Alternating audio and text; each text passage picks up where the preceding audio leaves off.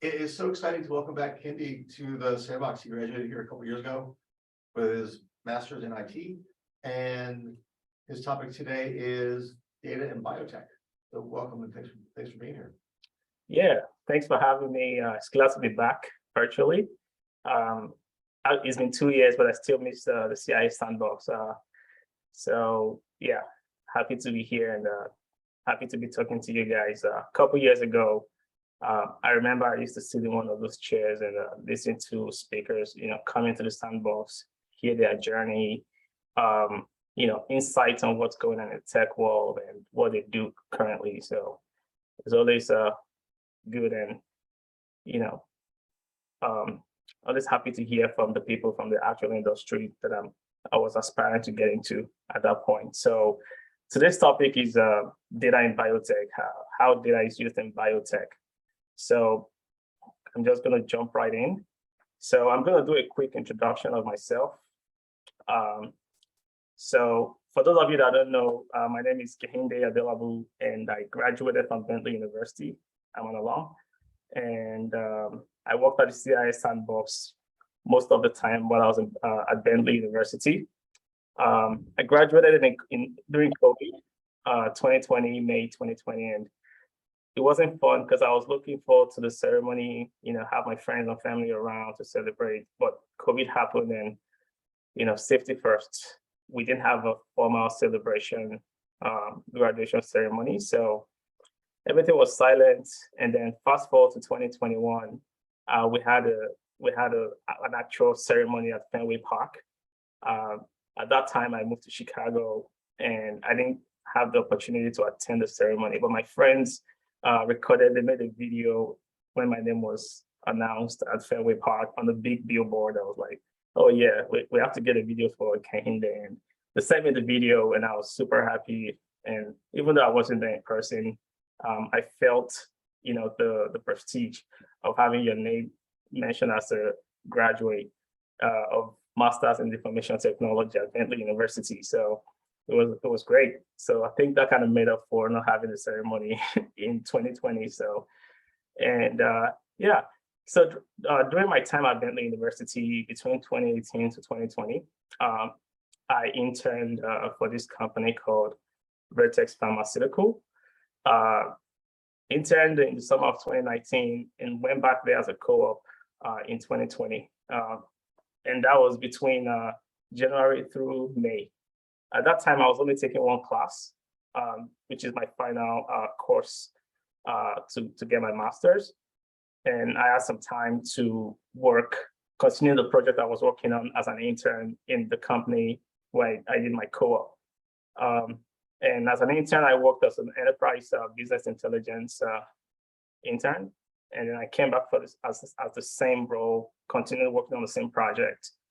And upon graduation, I got extended a full-time job at Vertex Pharmaceutical. And fast forward to 2+ years, I'm still here. Even though there's been some transition in lateral move to the organization, I'm still working heavily with data in biotech.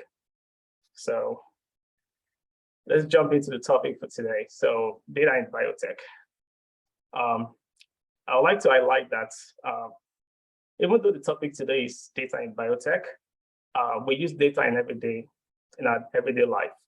And I don't know if you've all heard the saying that data is the new crude oil. And that simply means data is very important in decision making. In the real world, in industries, the leadership team, leaders don't make decisions based on emotions. They make decisions based on data, facts. And the data they gather is going to help them make informed decisions that's going to help grow the organization and achieve its goal. So like I was telling my wife, even you stepping out of the house in the morning, you want to go to the store, you want to go to work, you need to gather some type of data. Think about it this way. This is kind of like winter/spring. The weather can change anytime. So you want to go out to the office, for example, or to campus. If you stay off campus, you need to gather some data. Like, what's the weather today? What's the weather between the time I'm going to be stepping out versus when I'll be back home. Am I driving to the destination, or am I taking the train? So those basic data is going to help you determine or decide, how do I want to dress? Do I want to dress do I want to dress warm? Do I want to wear like a light hoodie? So after checking the weather, determining your mode of transportation, how long are you going to be outside? That's going to help you determine what you're going to wear. And you can see, as you can see, I'm wearing a shirt, dress shirt, because I'm inside the house. I'm not going to be stepping out today because I work remotely. So that's just an example of how you make decisions based on the data you gather in your everyday life. But in biotech and like every other companies or industries, people use data in different ways as well. And in biotech specifically, one of the heavy things we use data for, especially in my company, which is Vertex Pharmaceutical, we rely heavily on data for our research and development of transformational medicines. In case you don't know about, if you've never heard about Vertex Pharmaceutical, so Vertex Pharmaceutical is a pharmaceutical company, also biotech, and it's located in Seaport area of Boston. And we manufacture transformational medicine for people with serious diseases like cystic fibrosis. And we're currently working on other therapies and medicines for pain, sickle cell, and type 1 diabetes. So it's an adventure, and it's an opportunity for me to start my career in an organization like that. Even though I'm not in the drug manufacturing function, I'm in the tech function where we use data to help those who make decisions. And every little thing we do help the drug manufacturers become successful in the drug development. So in terms of research, when making research about a type of illness, for example, let's say sickle cell, for example, we can't just wake up and say, hey, want to start making medicines for people with sickle cell. One of the first things we're going to do is like, okay, how many people have sickle cell? How serious is the disease? Is it a disease that only exists in the United States or globally? So these are some of the basic things we're trying to gather. And if the data we gather about that specific disease, makes sense for us to proceed to the next stage of production, then that's when we use the data gathered to decide. But if not, we think about a different type of disease area. So once research phase is complete and we have the right data and everything, and we get a green light that, hey, let's move to development. Then we get to development phase of the process. And then when we complete development, so we have the medicine for sickle cell patients. So we're shipping out these medicines to different regions, United States, North America, Europe, and Asia, or anywhere else in the world. So we want to be able to track how the medicine is being used. Different countries, different continents with different laws, we need all that data to be able to determine if we can even sell the medicine to that region. And then are people using the medicine for the right, are they using it for the right reasons? So those are some of the things we gather, and we collaborate with our commercial team for stuff like that. So, and then demographics, like what are the age group of people that are gonna be using this medicine? Ethnicity, we can have the same medicine that may work for people of certain ethnicity, but wouldn't work exactly the same for other ethnicity. So we need all that data then to make provision for different ethnicity and different regions. And are there any adverse effects after patients are using the medicine? So those are some of the things we use data to track. And once we have the right data, we can make informed decision. And always accurate, and that's how we've been in business. And another piece of data use is data visualization. So for you guys starting out, I don't know if you've heard about data lake, data warehouse. We have those location where data is stored. But at some point, you want to make decision based on a certain topic.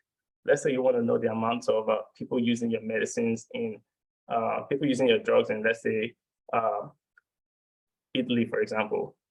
You can just go to the data lake and start checking one by one, like, hey, so this is where the data visualization comes in. We have reporting tools that allow you to plug in and connect to different multiple data sources, Excel, CSV files, OneDrive, SharePoint, Oracle database, Snowflake, AWS, Azure, hundreds of data sources.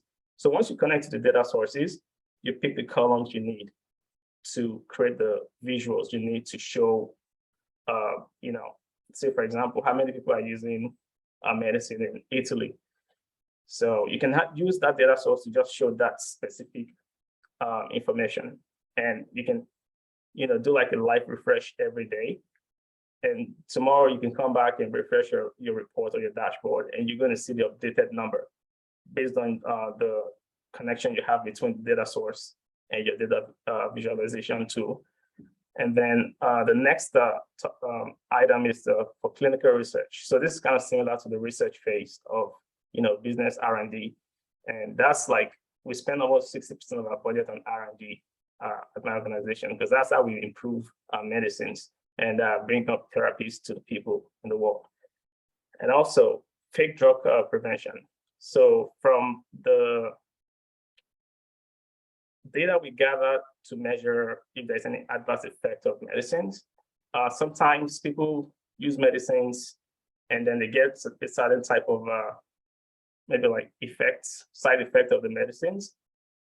And then after investigation, you can find out it's a fake drug that they use, mimicking maybe the type of medicine they're supposed to be using. So the data we get is going to help us prevent and report any fake drug that can mislead the patients.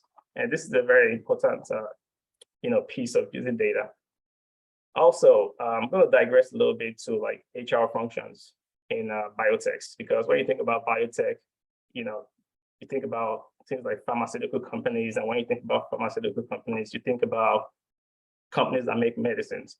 But those companies that make medicines have other functions. We have commercial function, we have finance, we have IT, cyber security, and so on. So one of the heavy users of data is the HR function. And what do they use data for? They use data to see how many employees do we have in this organization, and do we have enough employees to help us drive our goal, achieve our goal for the year. And if we realize we don't have enough employees, the next action we want to take is how to attract talent. And then once we attract talent, how do we keep that talent? So you can also check how many employees are full-time, part-time, how many employees are on-site, how many employees are hybrid, remote.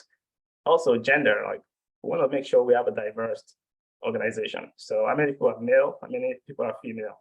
And then we can also use the data that we store in our data warehouse to know, to track the attrition rate and promotions. We want to make sure our employees are happy in their their various functions. So we also have data for, it's called a pulse survey, to kind of check on the welfare of our employees.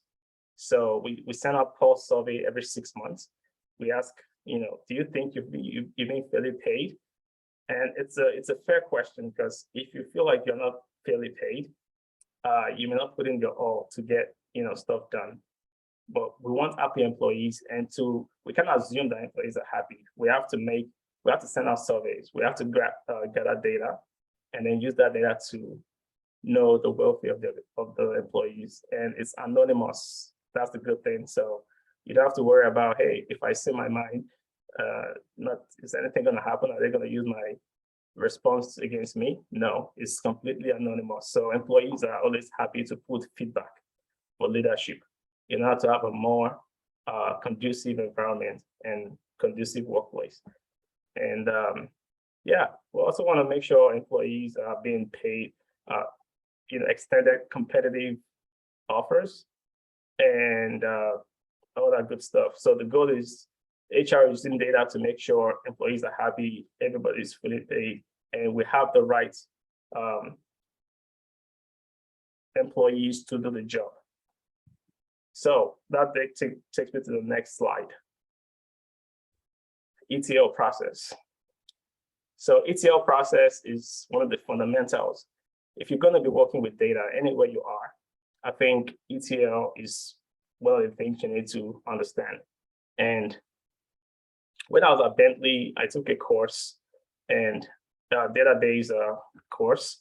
And one of the fundamentals we learned is ETL.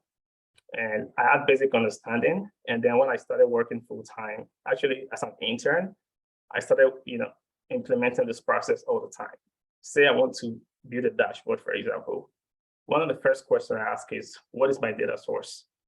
Where am I extracting this data from? So once that question is answered, when I identify my data source, which is usually Oracle database, I'll go in there, see if I have the right access to connect to that data. And if I do not have access, and I should, I request access to get that data. And then once I've been granted access to the tables or schema that I need to pull data from, I extract the data, I do some transformation, and then I load it into my visualization tool. But in this case, let's say data is being pulled from, let's look for an example, maybe Coupa. So Coupa is one of the procurement tools we use at my organization. So we want to know how much people are spending on travel, how much people are spending on, maybe transportation of the medicines and all that good stuff. We pull that data from, let's say, Coupa, for example.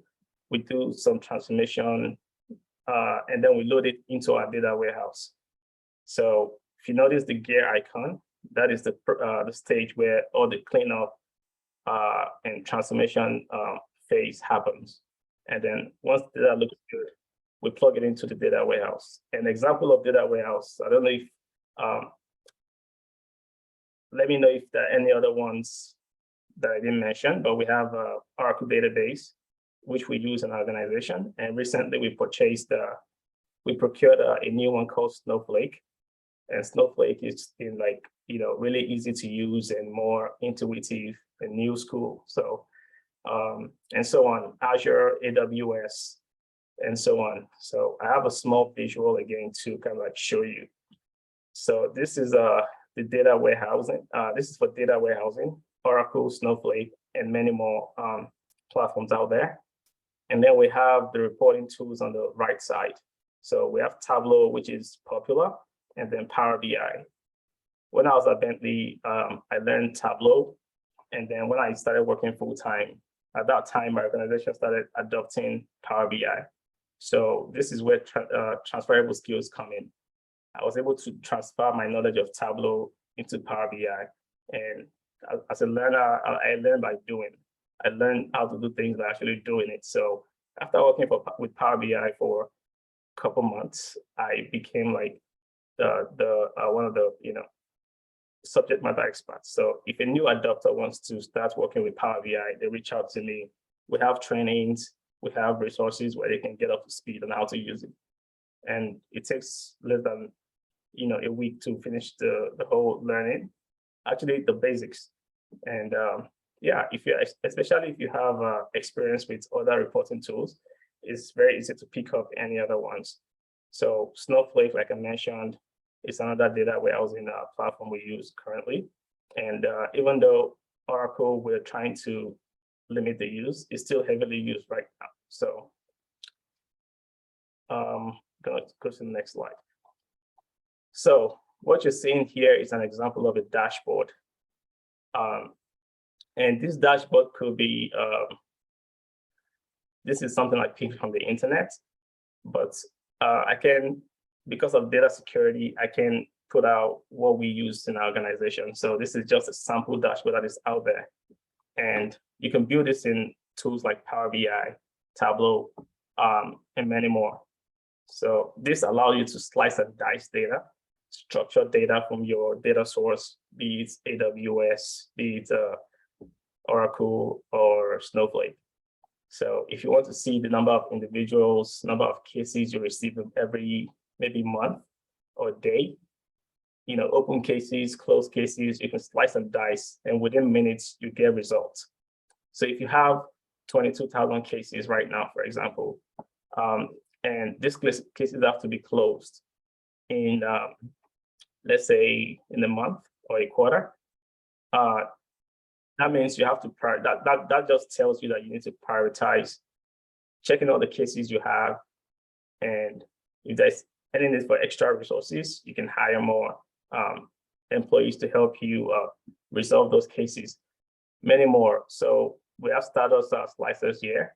So these are called slicers. So you can say, okay, I want to see cases by gender, by status, and so on. We have tables. I love tables so much, even though they look boring. they're here to stay. It shows you like the number of individuals, percent of individuals, and maybe the name of the same individuals or their group. And bar charts, of course, stack bar charts.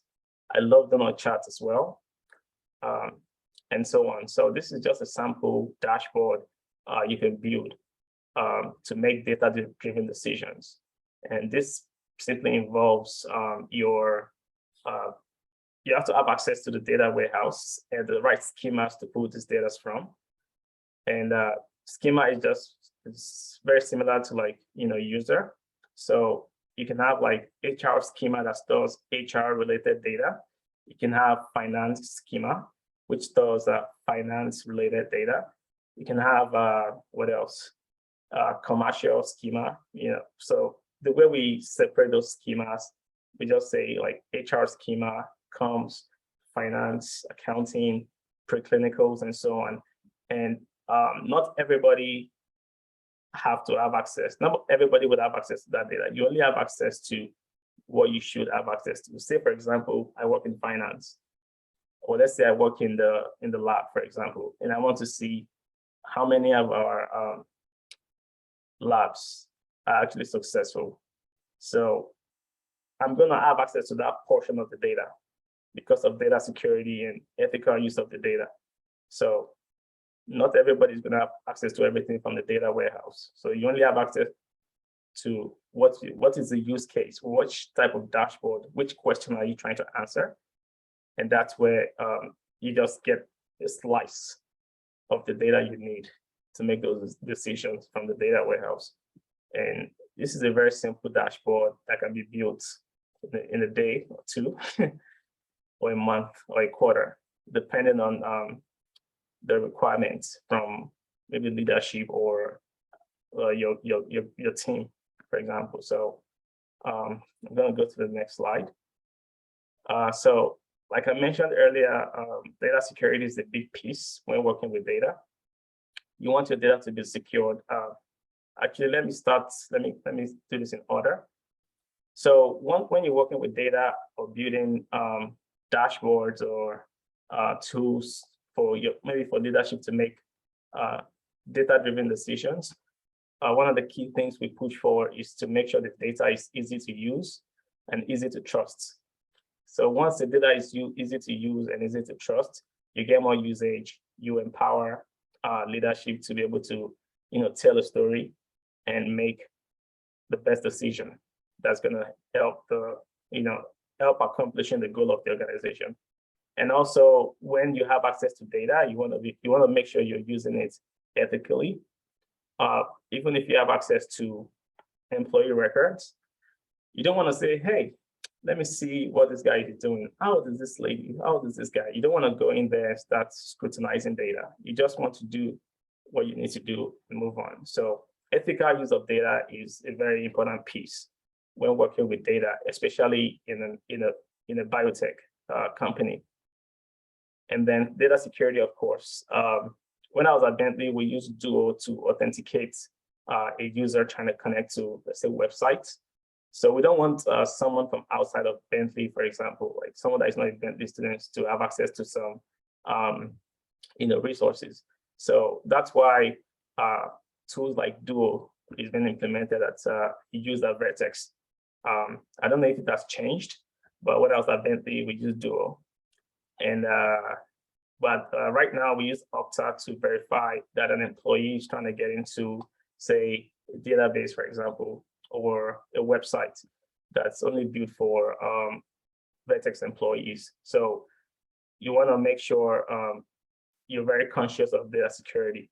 And also, we've been pushing out a lot of awareness about phishing and other online threats, because sometimes you never know. You can get an email from an outsider trying to mask their email to look like maybe your manager, requesting for some sensitive information or sensitive data, that if those scammers or hackers have access to that data, it can have a huge impact on the company. So that's why we at Vertex, we push out a lot of awareness about phishing, and then we send out like sample phishing emails, and we want to see if people have actually learned and are very conscious of phishing emails or scammers or other threats. So we are really big on making awareness about surfing the internet, using the right safe websites, using safe. So this is more like cybersecurity, but the data piece is very, very important as well. So on that note, let's go to the next slide, which is Q&A. So feel free to unmute yourself, or Professor Frydenberg, how do you think we should do the Q&A session? Should we do like open mic, or just send a question in the chat box?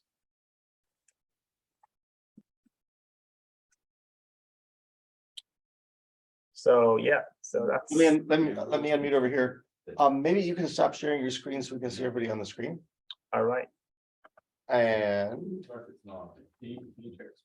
I'll stop. I think you're spotlighted, so let me stop. You're feeling spotlighted. That work? Maybe not. Oh yeah, I just saw your chat. I bet we use Microsoft authentication now. Yeah. Let me unspotlight you, and then we'll take questions. All right. If you have a question, please unmute yourself on the camera and turn your camera on. I was wondering if you could explain the ETL process more. Yeah, sure, of course.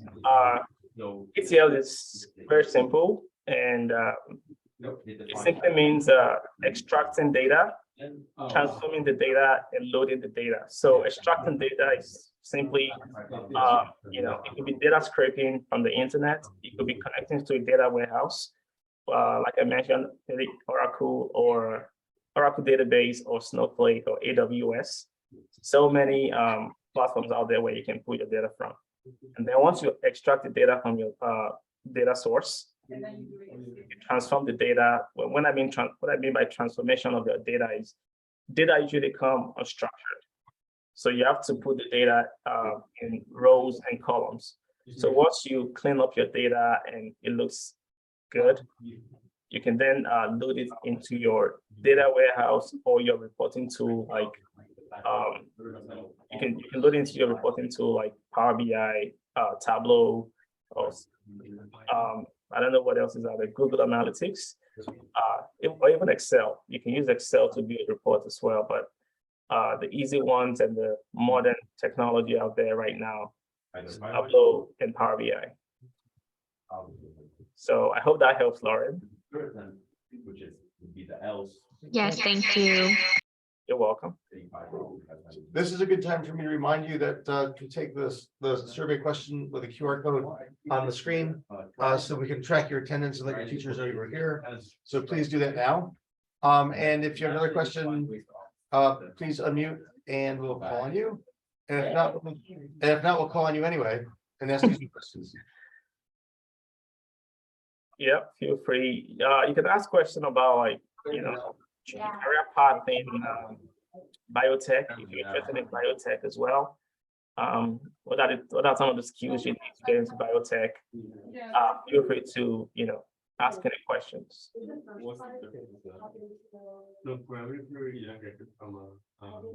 Okay, I'll pick on some people. Ready? Scarlett. Are you there? Scarlett D'Amico. With that, great. And then the parameter is that, you can input something like. Hi. Hi. Tell us something, either a question you have or something you learned today.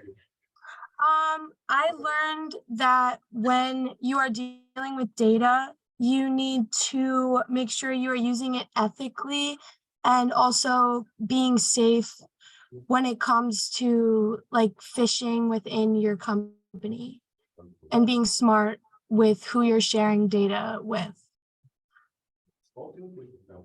That's a very, very great thing to learn. Even today, we still like, we do like bait, whereby we send out emails that could have been sent by hackers. We send it out to employees, and some people still fall into the trap of clicking links. Like, whenever you see an email that prompts you to take an action, 9 out of 10 times, or let me say 6 out of 10 times, it's maybe like a scamming email. So people still fall into the trap, but we still try to like create awareness about phishing emails. So that's something great to learn from this. Hey, Scarlett, pick somebody else. Whose name you see on the screen? You start like a little bracket. And then you type in enter. And then whatever. Elizabeth. Okay, hey, Elizabeth, tell us something you learned or a question that you might have. Yeah, right. So. Something that really resonated with me was the example about making a decision based on like when you like the weather is data, and then when you make a decision on what to wear when you look at like the weather. I just thought that like example was like it really resonated with me and kind of made the whole concept of how data plays such a role in the decisions you make. Yeah, that's awesome, Elizabeth, because I traveled to Boston recently from Chicago, and I forgot to check the weather in Boston. And when I was living in Chicago, the weather was pretty nice, so I just had a hoodie and I layered up. But if I checked the weather when I was going to Boston, I could have gone with my jackets, my big jacket, because it was really windy in Boston around that time.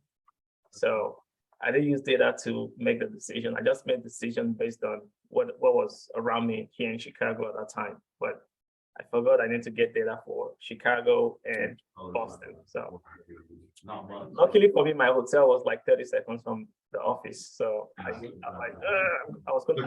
walk fast from the hotel to the office. And when I get into the office, it's usually warm. So I'll take off my my sweater and everything is going to be okay.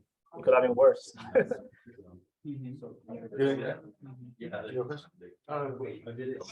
Somebody else. We'll do 2 more.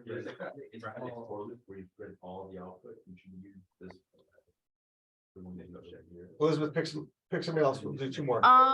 Olivia. Okay.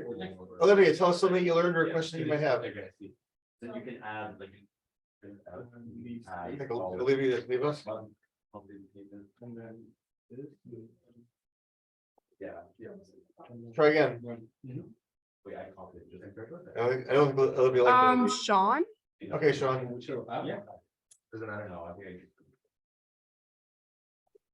And then. Yeah. Yeah. Sean, a question you might have or a comment you might want to make. Okay.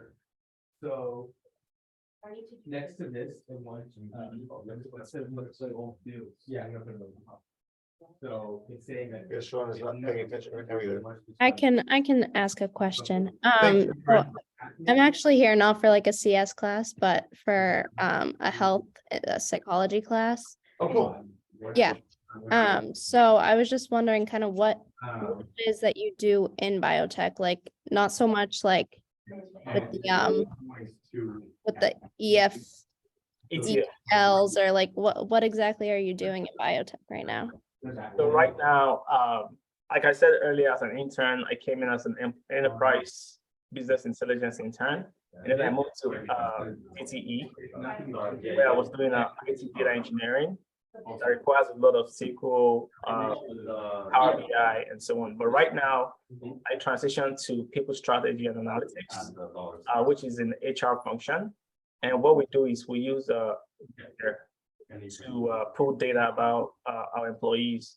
For example, if you want to answer a question about how many employees do we have in the UK, for example, let's say we want to have an event in the UK, like a workshop. We want to know the amount of employees we have. So we go into a tool called Vizier. Vizier is the HR reporting platform of choice at Vertex. So we go in there, we set parameters, and then we grab that data, send it out to the leadership team that's asking that question. Once they get that data, they can use that to make informed decision on how many people should we make provision for the workshop we have in the UK. Because our company have various, we have different sites. We have 2 sites in Boston, Vertex 1 and Vertex 2. And then we have in Paddington, UK, we have in Oxford, and we have also have in San Diego, California. So having different sites requires having all the information you need about each site. So what I do right now is employee services. I'm an employee services specialist, whereby we use Vizier to pull data for leadership team. So hope that helps, Victoria. Yes, thank you so much. Yeah, absolutely. There's a bit of background noise here, so well, can you feel free to call on 1 or 2 more people, and then we'll stop. Okay. What if I ask a question, Professor Brandenburg? Oh, I think Bahari has a question. Yes. Hi, thank you for your time. And I was wondering, what kind of a subject do you cover? Like, I mean, not just exactly what you do, but generally companies in tech, what they're doing. And the thing is, like, I should say a brief about myself, that I'm studying MSBA, business analytics. Nice. And my background, thank you. And my background is in accounting. And I saw some, job posts.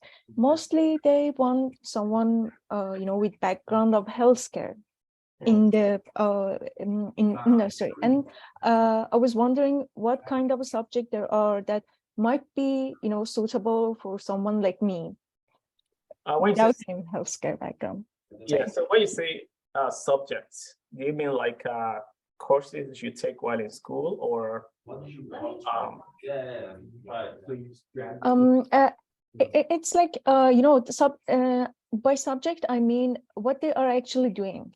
Like I realized that there are some parts of the healthcare are working, on having results of CT scan or something like that for finding tumors in how like make a better diagnosis. Right.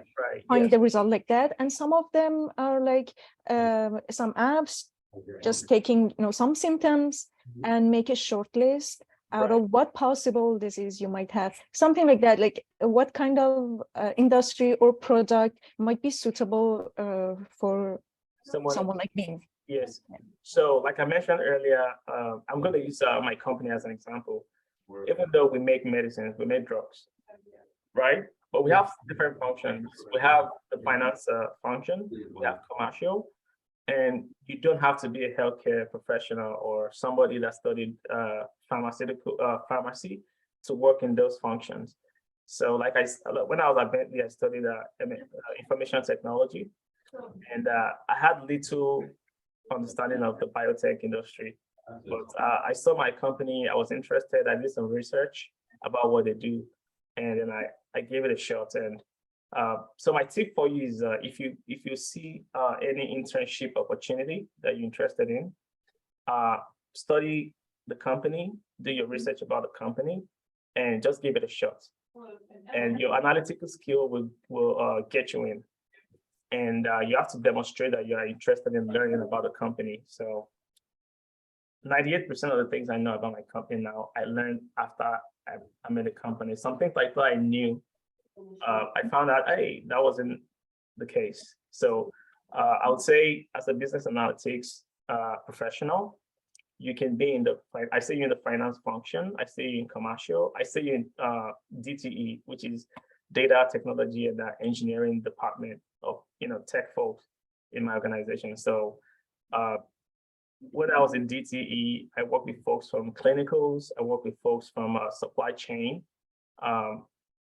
Everyone uses data. So I think for you, just study the company, see what they are into, Google their history, and then you can talk about that and then talk about your data analytics skills. Trust me, it's a very, very